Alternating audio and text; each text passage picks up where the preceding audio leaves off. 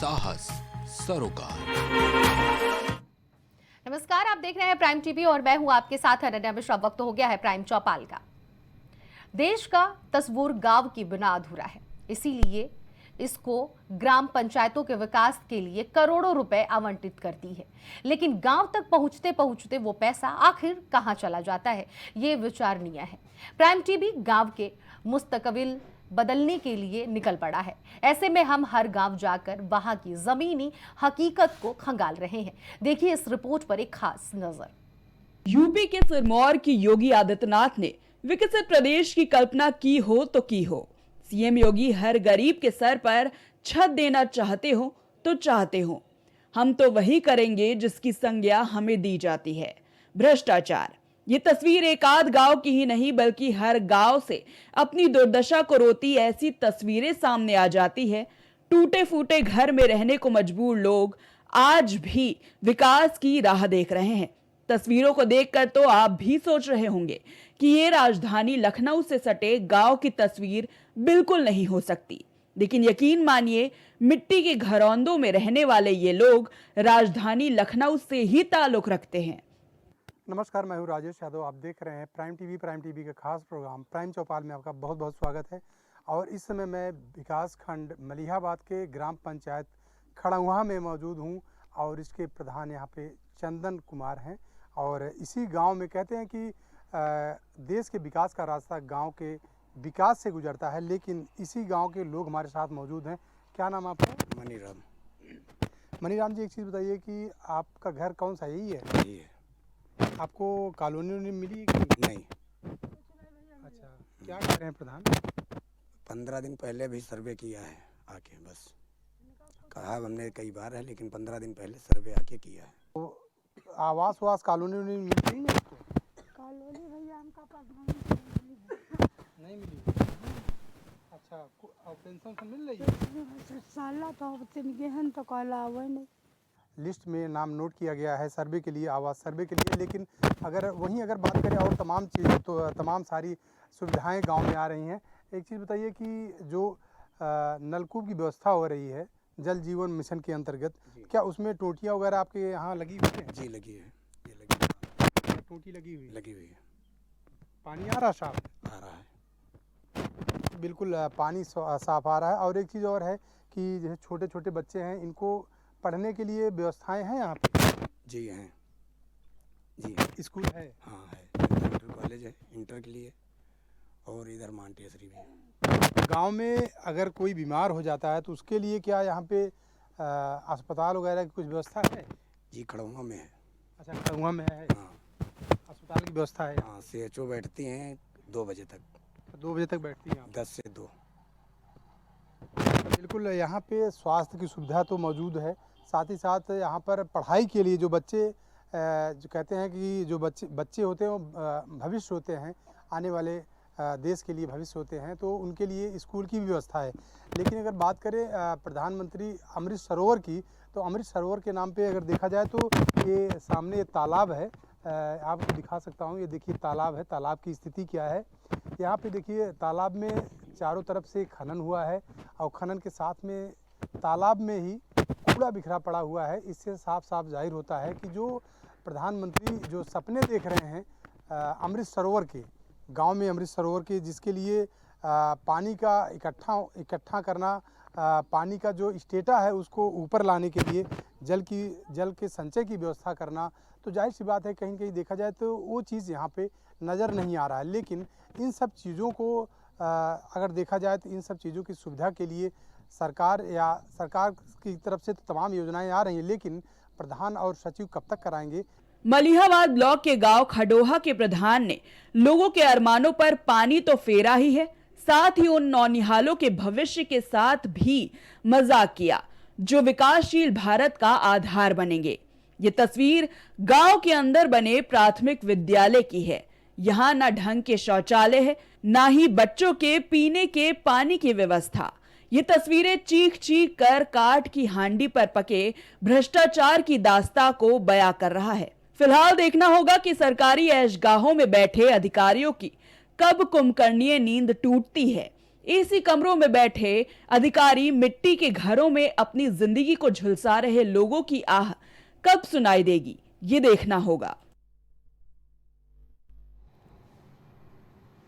तो आपने देखा कि किस तरह से अगर विकासखंड मलिहाबाद की बात बताई जाए तो वहाँ पर जो व्यवस्था है उसको लेकर तस्वीरों के माध्यम से चीज़ें क्लियर होती हुई नज़र आ रही हैं कि किस तरह की स्थिति है वहाँ पर। हालांकि एक परिवार ने ये भी खोलकर अपनी बातों को रखा है कि पीने की पानी भी है, स्कूल भी है, हॉस्पिटल भी है, सारी सुविधाएं हैं, लेकिन उस व्यक्ति को जो सुविधाएं मिलनी चाहिए उस तरह से सुविधाएं नहीं मिली हैं। हालांकि टेम्परेरी सुविधाएं उसको मिली हैं। उसके घर को देखते हुए आप अंदाज़ा लगा सकते हैं कि मिट्टी के घर में वो अपने परिवार के साथ किस तरह से अपना जीवन यापन कर रहा है। स्कूल जो दिखाए जा रहे हैं वहाँ पर शौचालय की जो व्यवस्था है वो दयनीय स्थिति में पाई जा रही है। पीने के जो नल लगाए गए हैं वो भी कहीं ना कहीं बेकार नजर आ रहे हैं। ऐसे में हमारे साथ फिर से एक बार मेहमान जुड़ गए हैं। विकास पांडे भारतीय जनता पार्टी से, रविंद्र प्रताप सिंह हमारे साथ जुड़ गए हैं समाजवादी पार्टी से, तो वहीं राष्ट्रीय प्रवक्ता सुभा सपा के हमारे साथ जुड़ चुके हैं दयाराम भार्गव जी। आप लोगों का बहुत बहुत स्वागत है इस प्राइम चौपाल में। सबसे पहले तो विकास जी आप ही के पास आऊंगी एक बार फिर से और वही सवाल दोहराऊंगी कि विकास एक बार फिर से इस गांव में नहीं देखने को मिला है और ऐसे कई गांव हम लोगों ने दिखा दिए हैं जहां पर विकास नहीं है। बताइए अब इस गांव को लेकर आपकी क्या राय है?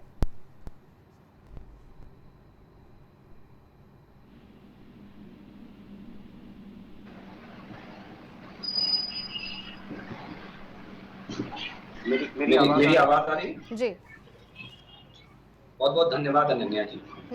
अनन्या जी, आपकी और आपकी पूरी टीम को बहुत बहुत बधाई, शुभकामनाएं, क्योंकि ग्रामों की स्थिति को लेकर एक बेहद जागरूक कार्यक्रम प्राइम टीवी के द्वारा चलाया जा रहा है। इसके लिए कोटि कोटि बधाई, कोटि कोटि धन्यवाद आपका।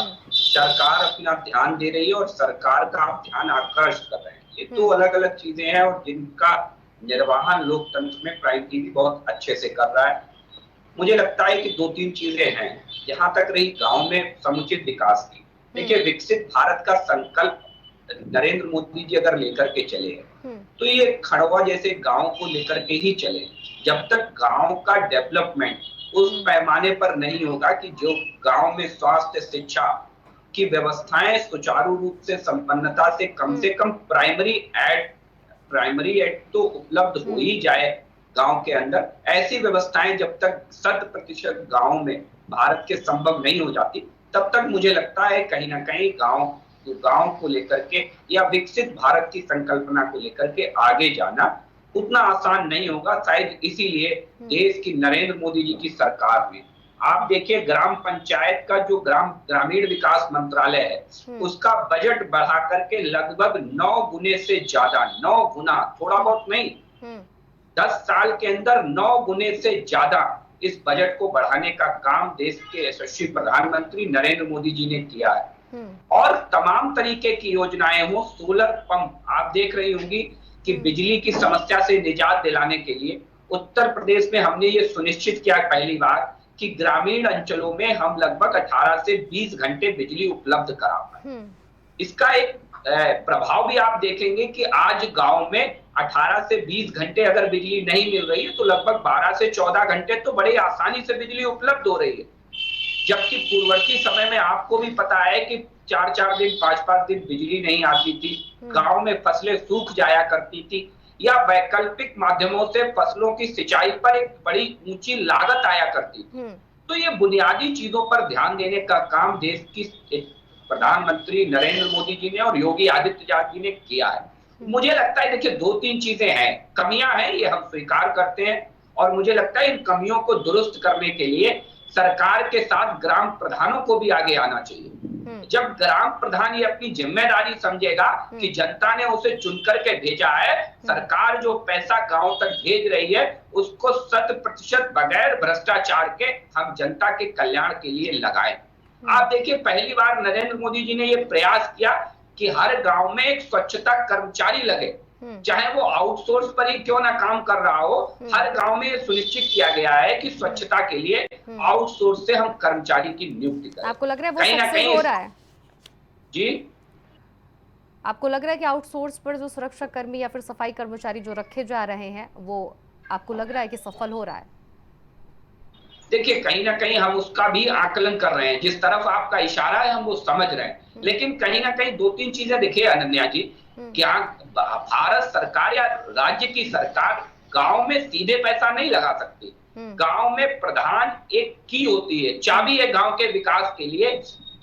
जो ताला है उसकी चाबी होता है ग्राम प्रधान, और ग्राम प्रधान जब तक नहीं चाहता है, जब तक उसकी नियत नहीं होती है गांव में समुचित विकास कराने की, सरकार फंड दे सकती है, तमाम योजनाओं में फंड देने ताले की और बात चाबी होती का है। मालिक कौन है सर? सरकार हुई ना, वो जब चाहेगी तब खुलवाएगी, जब चाहेगी तब उसे बंद करवाएगी। वो चाहेगी नहीं, तभी ग्राम प्रधान अपने इशारों पे काम करेगा, फिर भी चीजें नहीं हो रही हैं। नहीं, देखिए अनन्या जी, जब आप गांव की बात करते हैं तो मुझे लगता है आपको समझना पड़ेगा कि गांव में प्रधानों के अधिकार हैं और उन अधिकारों पर सरकार अतिक्रमण नहीं कर सकती। सरकार उनसे काम करवा सकती है, काम करवाने के लिए पहल कर सकती है, और विशेष परिस्थितियों में ही सरकार उनके वित्तीय अधिकार भी सीज कर सकती है। लेकिन फिर बात घूम फिर के वही आ जाती है कि दंड देना क्या समाधान हो सकता है? नहीं हो सकता है। हमें उनकी मानसिकता बदलनी पड़ेगी, हमें उन्हें इस बात के लिए प्रेरित करना पड़ेगा कि जिस जनता ने आपको प्रधान की जिम्मेदारी दी है, सरकार आपको समुचित बजट मुहैया करा रही है, चाहे जल जीवन मिशन हो, चाहे स्वच्छ भारत मिशन हो, चाहे प्रधानमंत्री ग्रामीण आवास योजना हो, चाहे हमारी कोई वृद्धावस्था पेंशन हो, चाहे कोई भी ऐसी योजना हो, जिसका लाभ जनता तक सीधे पहुंचाने की जिम्मेदारी कहीं ना कहीं प्रधानों की है। शायद इसीलिए कॉमन सर्विस सेंटर भी सरकार ने खोले हैं। कई हमारी ग्राम पंचायतें ऐसी हैं जहां सरकार ने कॉमन सर्विस सेंटर भी इसीलिए खोले हैं कि जिससे कि पंचायत भवन में जाकर के जनरल आदमी जाए और अपना ऑनलाइन करके उस योजना का लाभ ले सके। ठीक है, रविंद्र जी से जवाब ले वही आ जाए। ठीक है, मैं रविंद्र जी से जवाब लेकर फिर आपके पास लौटूंगी। ठीक है रविंद्र जी, आपसे तो जवाब मैं यही सीधे तौर पर लूंगी कि हमेशा भारतीय जनता पार्टी या फिर सत्ताधारी सरकार यही ब्लेम लगाते हुए आती है कि विपक्ष जो है, इसके पहले जब इसकी सरकार थी, पूर्ववर्ती जो सरकार थी, विकास के नाम पर कुछ भी नहीं की थी, और अभी विकास जी ने जो लफ्ज इस्तेमाल किए हैं कि प्रधान के हाथों में सभी अधिकार रहते हैं, क्या आपको लगता है कि प्रधान ही सब कुछ कर सकता है? क्या उस पर सरकार एक्शन नहीं ले सकती है? जवाब दीजिए। जीने का भारतीय जनता पार्टी की आदत है। कुछ भी नहीं कर पाएंगे तो 500 साल के इतिहास में चले जाएंगे, फिर 2000 साल के इतिहास में चले जाएंगे। प्रश्न होता है कि जब सरकार बनाई जाती है, उसकी जिम्मेदारी जन कल्याणकारी योजनाओं की है। वह जनता से ये नहीं कर सकती पिछली सरकार ने नहीं किया तो हम नहीं करेंगे। अब आते हैं गाँव पे। एक गाँव का आप दिखा रही है मलियाबाद के, ऐसा है जहाँ मैं जा चुका हूँ। मिर्जापुर का एक मतवार गांव है, गड़ौरा गांव है, सड़कें नहीं है वहां पे, पानी नहीं है। अमेठी यही बगल में थोड़ी दूरी पर, कटारी एक गांव है। ऐसे झांसी में बड़ा गांव है जो मैंने देखा हुआ वो बता रहा हूँ। चकिनिया में कौल गांव है। मेरठ जो बहुत डेवलप डिस्ट्रिक्ट माना जाता है, वहाँ हस्तिनापुर के खादर क्षेत्र में मनोहरपुर, खेड़ी कला, बधवा, इस प्रकार के गाँव है। तो बहुत सारे गाँव है, 98,000 गाँव है आबाद गाँव उत्तर प्रदेश में, और कम से कम 20% गाँव में सड़कें नहीं हैं। आज से 2 साल पहले मुख्यमंत्री जी ने कहा था हर गांव को हम बसों से जोड़ेंगे, तो बसें ही नहीं है, 7,000 बस से जोड़ेंगे कैसे? क्योंकि परिवहन सबसे जरूरी है, परिवहन नहीं होगा विकास नहीं हो सकता। तो परिवहन के 2 माध्यम, सड़क पहले होनी चाहिए, फिर वहाँ आने जाने के लिए सरकारी बस की सुविधा या प्राइवेट, तो वो नहीं। फिर दूसरा होता है व्यक्तिगत रूप से विकास करे आदमी और आगे बढ़े शिक्षा का। तो प्राइमरी स्कूल में शिक्षक ही नहीं है, 70,000 लगभग 69,000 शिक्षकों की भर्ती का मामला आज तक लटका रखा उत्तर प्रदेश सरकार ने। स्वास्थ्य सुविधाएं नहीं है, पीएचसी या तो सीएचसी है, वहाँ पर डॉक्टर नहीं है। 21,000 डॉक्टर के बरक्स उत्तर प्रदेश सरकार के पास केवल 12,000 डॉक्टर है, कुछ भी नहीं कर सकते। स्वच्छ जल का अभाव है, स्वच्छ जल का अभाव तब से और बढ़ गया जब से ये केमिकल का यूज बढ़ा। नहीं तो लोग तालाब से कुएं से पानी ले लेते थे। अब इन्होंने कहा कि हम घर घर जल पहुंचाएंगे। मार्च में कहा था ये प्रोजेक्ट कंप्लीट हो जाएगा, पिछले साल मार्च में मुख्यमंत्री जी ने। आज तक मुझे नहीं लगता कि रविंद्र जी, विपक्ष पे ये भी आरोप लगता हुआ आ रहा है कि जब आप लोग इतना विकास किए थे, आप लोग की सरकार में इतने विकास हुए, तो फिर भारतीय जनता पार्टी को विकास करने की क्यों आवश्यकता पड़ी? ये भी सवाल आप लोगों पे खड़े किए जाते हैं, इसका जवाब दीजिए। हम लोगों ने जो विकास किया वो तो दिखाई पड़ रहा है, और अगर विकास नहीं हुआ था तो इन्हें ये योजनाएं क्यों बनाई? 11% बजट 8 लाख करोड़ का 11% बजट अलॉट किया गांव के लिए, तो कहाँ खर्च किया? पिछले साल उन्होंने जो कृषि और कृषि संबद्ध विभागों में थे उसके बजट का 55% भी नहीं खर्च कर पाए। क्यों नहीं होती हैं, क्यों असुविधाएं हैं? एक तो ये बहुत स्पष्ट कारण हो गया। अब आते हैं जो 55% बजट भी खर्च हुआ होगा वो भ्रष्टाचार को चढ़ जाता है। अभी प्रधान बोल रहे हैं। हर प्रधान के पास एक अधिकार है मनरेगा जिसका बजट घटा दिया गया है, जॉब कार्ड का। आप किसी भी प्रधान का जांच करा लीजिए पूरे उत्तर प्रदेश भर में, हर प्रधान के पास में फर्जी जॉब कार्ड मिल जाएंगे। कराया इन्होंने कभी कहीं? फिर आता पीडीएस, तो नरेंद्र मोदी जी 5 किलो राशन देते हैं, तो 2-2 महीने 3-3 महीने नहीं मिलता, अंगूठा लगवा लेता है इनका आदमी। उसका जांच कराया? अभी कह भाई आपसे पूछ रहे हैं पिछली सरकार में भी कराया था क्या? जिम्मेदारी आपकी है, आपकी बात कर लीजिए। पिछली सरकार का जिम्मेदारी नहीं थी तो नहीं है वो, आपकी बात कर लीजिए। तो ऐसे विकास नाम की चीज हमारे गांव में नहीं है। कारण क्या है? इनके फोकस में ग्रामीण नहीं है। इन्होंने कहा था कि 2022 में हम आय दुगनी कर देंगे किसानों की। तो आय दुगनी क्या घट गई, बल्कि एक काम कर दिया कि जो 27 रुपए रोज गांव में पाता है वो गरीब नहीं है जी। तो इस प्रकार की जो इनकी तो मतलब डबल स्टैंडर्ड वाली नीति हैं वो ग्रामीणों के लिए बहुत ही नुकसानदेह है और गांव इनके फोकस में नहीं है। ठीक है, दयाराम जी सब जवाब ले लेती हूँ। ठीक है रविंद्र जी। दयाराम जी आपसे तो जवाब यही लूंगी कि तमाम आंकड़े आपने इकट्ठे कर लिए, जवाब आपने भारतीय जनता पार्टी का भी सुना है, रविंद्र जी का भी सुना, हालांकि भारतीय जनता पार्टी तो आप ही के पक्ष में जवाब दिए। तब जो आंकड़े आपने इकट्ठे किए आप जरा उसको बता दीजिए कि किस तरह के विकास इस गाँव में आपको दिख रही है। देखिए अनन्या जी, मैं बार बार इस चीज को कह रहा हूँ कि हमारी सरकार जनता के प्रति जवाबदेही है। एनडीए सरकार में अंतिम पायदान पे बैठा हुआ वह गांव का व्यक्ति जिसको आज शिक्षा से, स्वास्थ्य से और उसके विकास की जो बातें नहीं थी, जो लूट, हत्या, भ्रष्टाचार या आए दिन हर जिले में कर्फ्यू लगता था, उससे उत्तर प्रदेश की 25 करोड़ जनता को निजात मिला है। अब हम गांव के विकास की बात पहले गांव के लोगों को जन्म प्रमाण पत्र, मृत्यु प्रमाण पत्र, आय प्रमाण बनवाने के लिए तहसीलों और जिलों में जाके धक्का खाना। एनडीए सरकार में, योगी जी की सरकार में आदरणीय नेता ओम प्रकाश राजभर ने जो सलाह दिया उससे मुख्यमंत्री जी ने गांव में ग्राम पंचायत के माध्यम से उन तमाम ग्रामवासियों को जो जिले में, ब्लॉकों में धक्का खाते थे, अब उनको वह सुविधा गांव में मिलेगी। डिजिटल किया जा रहा है, ऑनलाइन किया जा रहा है। अब आपको बिचौलिया जो दलाल होता था, पैसा खाता था, वो नहीं होगा। मैं ये नहीं कह सकता कि भ्रष्टाचार पूर्णतः अंडरवर्ल्ड खत्म हो गया, क्योंकि ये बड़ा तबका, बड़ा सरकार है, बड़ा राज्य है और हमको उत्तर प्रदेश एक बीमारू राज्य मिला था। ठीक करने में समय मिलेगा। पंचायती राज के माध्यम से जो पंचायत भवन बनाए जा रहे हैं उसको कंप्यूटरीकृत कराया जा रहा है। उस कंप्यूटरीकृत में जो है एक और उसमें जोड़ा जा रहा है, उसी के साथ में हम 1 से 5वीं तक का प्राथमिक विद्यालय की व्यवस्था करने का काम हम लोग करने जा रहे हैं हर गांव में। हर गांव ग्राम सभा की ये बात इसलिए हम कह रहे हैं कि अगर हम कंप्यूटर से लेस कर रहे हैं तो बच्चों को कंप्यूटर की सुविधा भी वहां दी जाएगी, उनको जानकारी भी दी जाएगी।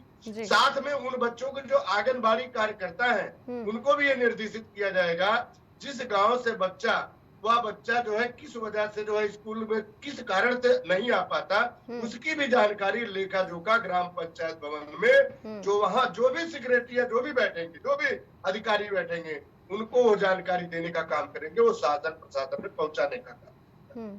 अभी मैंने पीछे कई बार आपको बोला है, जीरो पॉवर्टी के नाम से उत्तर प्रदेश में एक अभियान चलाया गया था जो आपका जो है 31 मार्च लास्ट हुआ था, लेकिन उसको बढ़ा करके अप्रैल में भी लाया गया। हर गांव से 25 घर उन घरों को चुना गया है अनन्या जी जिनको वाकई में जैसे आप छप्पर के और मिट्टी के मकान दिखा रहे हैं। मैं ये आपके माध्यम से इतना जरूर कहूंगा, उस गांव का कोई भी व्यक्ति हो, आप चाहे मेरा नंबर ले लो या लखनऊ का, मैं बार बार कह रहा हूँ, अभी भी उस गांव के स्वाभू मालिक का उसका फोटो खींच करके उसका आधार कार्ड, राशन कार्ड, पहचान पत्र जो भी हो, या तो लखनऊ में हमारे माध्यम से भिजवाने का काम करिए। जो पंचवर्षीय योजना के तहत जो 25 और 26 में योजना आ रही है, उसके मकान को मकान मिलेगा, शौचालय मिलेगा, उस परिवार की शिक्षा की बात की जाएगी, स्वास्थ्य की बात की जाएगी, 1 से लेके 12वीं तक उस परिवार के बच्चे को पढ़ाई की भी सुविधा उसमें दी जाएगी। ये तमाम वो चीजें उसमें किया गया है और इस पे हम काम कर रहे हैं। बता दीजिए यह काम आज तक किसी सरकार ने किया हो कि जो मृत्यु प्रमाण पत्र, जन्म प्रमाण पत्र के लोग तहसीलों ब्लॉकों में जा करके धक्का खाते थे, क्या आज वो गांव में उपलब्ध हो रहा है? तो क्या यह ठीक नहीं है? यही लोग हैं, इन्हीं लोगों के कारण मैं थोड़ा सा ये आज आना चाहूंगा। आंकड़े हमारे समाजवादी पार्टी के लोग बहुत देने का काम करते हैं, किया कुछ नहीं है, ढिढोरा पीटोगे। आपके समय में क्या हुआ? अगर इतने किए होते तो उत्तर प्रदेश में समाजवादी पार्टी को गुंडा की सरकार कोई नहीं कहता, भ्रष्टाचार की सरकार कोई नहीं कहता। आज सुशासन की सरकार है, आज लोगों के द्वारा चुनी हुई सरकार लोगों के लिए प्रतिबद्ध है। यानी अंतिम पायदान पर बैठा हुआ गांव का व्यक्ति, उसके लिए सोचने के लिए अगर कोई काम कर रहा है तो एनडीए सरकार कर रही, योगी सरकार कर रही, मोदी सरकार कर रही है। फिर भी गांव के लोगों का हाल बेहाल है सर, फिर भी गांव के लोगों का हाल बेहाल है। ठीक है, अब मैं इन्हीं से जवाब ले लूंगी। आपने समाजवादी पार्टी पर वार किया है, ठीक है, मैं उन्हीं से जवाब ले लूंगी, रविंद्र जी से ही जवाब लूंगी। रविंद्र जी जवाब दे दीजिए, जिस तरह से भार्गव जी ने कहा है कि सिर्फ और सिर्फ एनडीए की सरकार ही है जो इस तरह के विकास के कार्य कर रही है, बाकी समाजवादी पार्टी ने सिर्फ और सिर्फ लूट खसोट और जिस तरह से दंगा फसाद हुआ करते थे सिर्फ और सिर्फ इसी पे फोकस रहा करता था। उत्तर प्रदेश एक बीमारू राज्य से जाना जाता था, अब एक अच्छे राज्य से जाना जाता है, उत्तम प्रदेश के नाम से जाना जाता है। भार्गव जी, प्रताप जी जवाब दीजिए। अनन्या जी, इन लोगों के रटे हुए शब्द हैं, तो इन लोगों ने सीखा है बदनाम करने के लिए।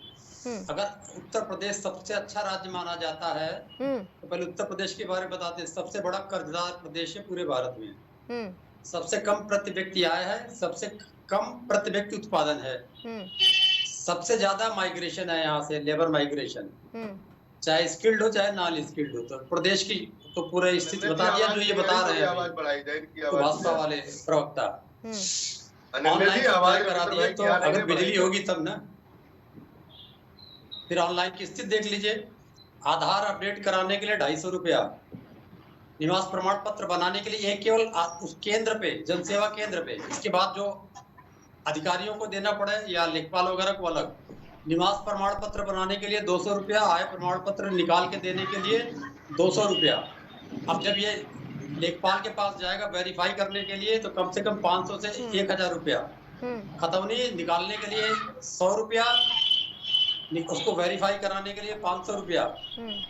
फिर ये बोले हमने जन्म प्रमाण पत्र, मृत्यु प्रमाण पत्र की व्यवस्था कराई, पूरी तरीके से झूठ है। ये जब से आजादी हुई है तब से पहले मुखिया हुआ करते थे, उनके हाथ में था, फिर बाद में ये मुखिया बन के प्रधान में चला गया। तो प्रधान के और बीडीओ के, जिसको सेक्रेटरी भी बोलते हैं, विलेज डेवलपमेंट ऑफिसर, उनके द्वारा मिलता है। तो ये हमारे काल से नहीं, हमारे पहले काल से ही ये जन्म प्रमाण पत्र, मृत्यु प्रमाण पत्र तो गांव से ही मिलता है, इसका ऑनलाइन से कुछ भी लेना देना नहीं। तो झूठ बोलेंगे या तो ज्ञान नहीं होता है, या तो जानबूझ के झूठ बोलेंगे या बदनाम करेंगे। पिछली सरकारों में नहीं हुआ। अरे पिछली सरकार ने तो 1090 दे दिया, गांव के गांव तक 100 नंबर डायल थाना पहुंचा दिया, गांव के एक एक घर तक एक फोन पे एम्बुलेंस सर्विस, स्वास्थ्य सेवाएं, डॉक्टर पहुंचा दिया। वो सब कहाँ चली गई जो हम लोगों ने पहुंचाया था? हर घर पे थाने पहुंचते थे, हर घर पे स्वास्थ्य सेवाएं पहुंचती थी, वो कहाँ चले गए? वहाँ जितनी भी सुविधाएं थी, एक जन पंचायत लगा करती थी, तो जन पंचायत में क्या होता था? एसडीएम आता था, सीईओ आता था, गांव के प्रतिनिधि हुआ करते थे। वो क्यों बंद हो गई?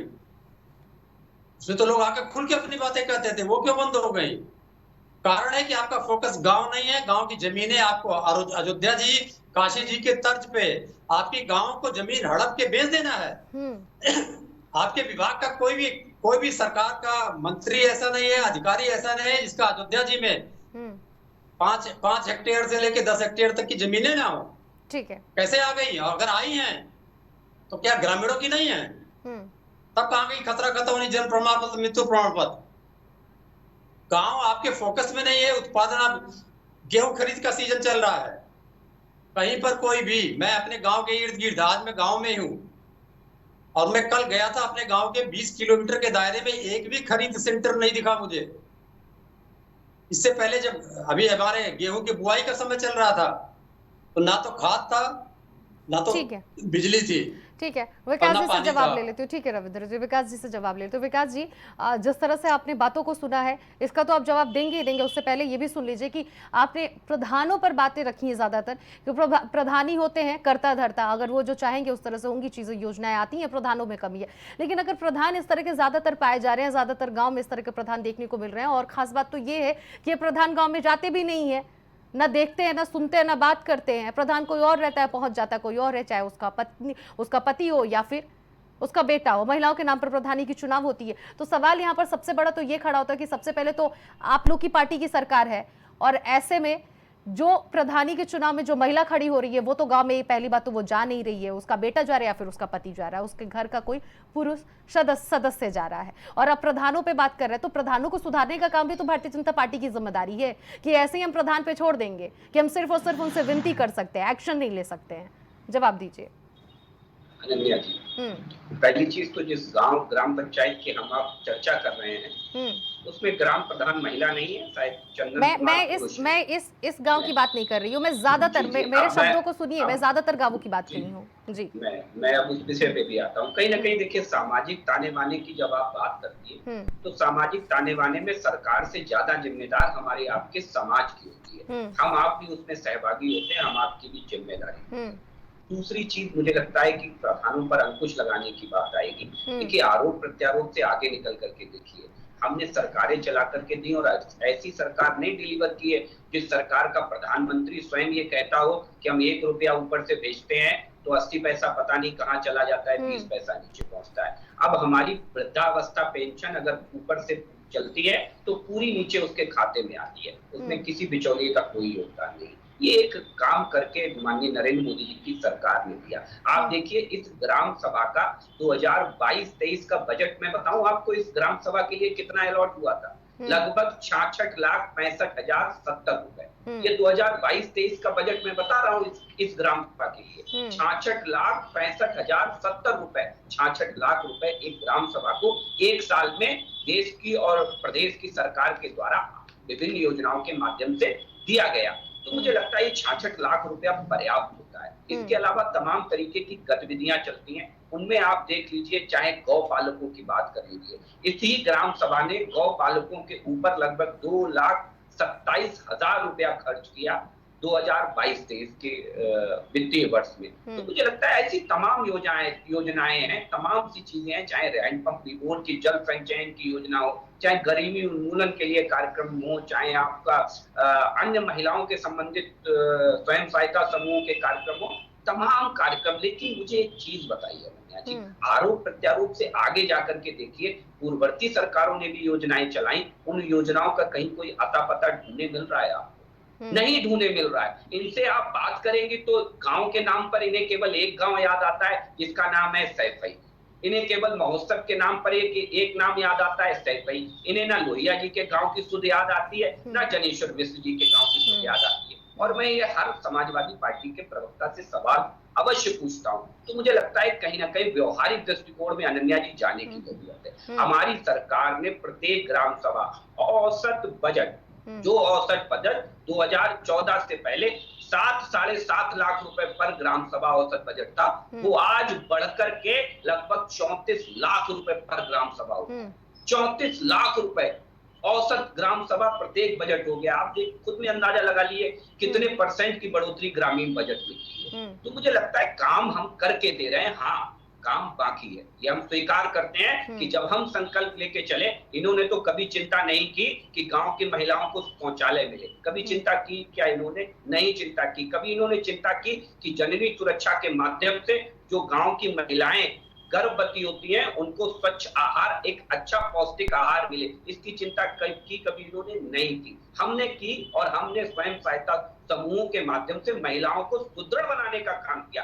आज इस देश के अंदर लखपति दीदी की सबसे ज्यादा अगर कहीं से बन के आ रही है तो वो ग्रामीण अंचलों से लखपति दीदी बन के आ रही है। ये बात इनके किसी के समझ में नहीं आएगी, क्योंकि ये तो वो लोग हैं जो केवल सियासत करते रहे। जब सरकार में रहेंगे तब भी सियासत करेंगे और जब सरकार से बाहर होंगे तब भी सियासत करेंगे। हम काम में विश्वास रखते हैं, हमारे काम में कमियों की तरफ आप ध्यान आकर्षित कर रही हैं, इसलिए आपका बहुत बहुत धन्यवाद है। जो भी कमी हमें कहीं दिखाई देगी हम उस पर सुधार करेंगे और लगातार देश के प्रधानमंत्री नरेंद्र मोदी जी गरीबों को और विशेषकर किसानों को लेकर, गांव को लेकर के बेहद संजीदगी के साथ काम कर रहे हैं, क्योंकि वो भी ये जानते हैं अनन्या जी कि गांव का जब तक डेवलपमेंट नहीं होगा हमारे विकसित भारत की संकल्पना। चलिए, आपने स्वीकार तो किया कि आपकी गवर्नमेंट में गांव का डेवलपमेंट नहीं हुआ है, ठीक है।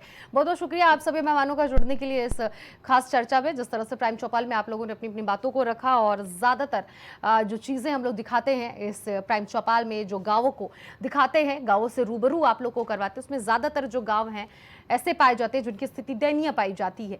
कभी जल की व्यवस्था नहीं रहती है, कभी नल की व्यवस्था नहीं रहती है, कभी नाली की व्यवस्था नहीं रहती है, तो कहीं सड़कों की नहीं रहती है, तो कहीं स्वास्थ्य की नहीं रहती है, तो कहीं शिक्षा की नहीं रहती है, तो कहीं आवास की नहीं रहती है, तो कहीं पेंशन की नहीं रहती है, कहीं राशन की नहीं रहती है। तमाम ऐसी असुविधाएं हैं जो आज भी गाँवों में पाई जा रही हैं। उसके बावजूद भी भारतीय जनता पार्टी ये बात कहती है कि गाँव गाँव तक हमने विकास किया है।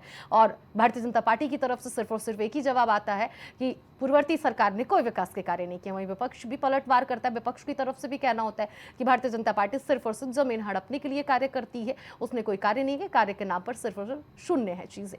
अब देखना ये होगा कि आखिरकार गांव का विकास पूरी तरह से कब पूर्ण होता है। फिलहाल इस प्राइम चौपाल में इतना ही। बाकी खबरों के लिए बने रहिए प्राइम टीवी के साथ।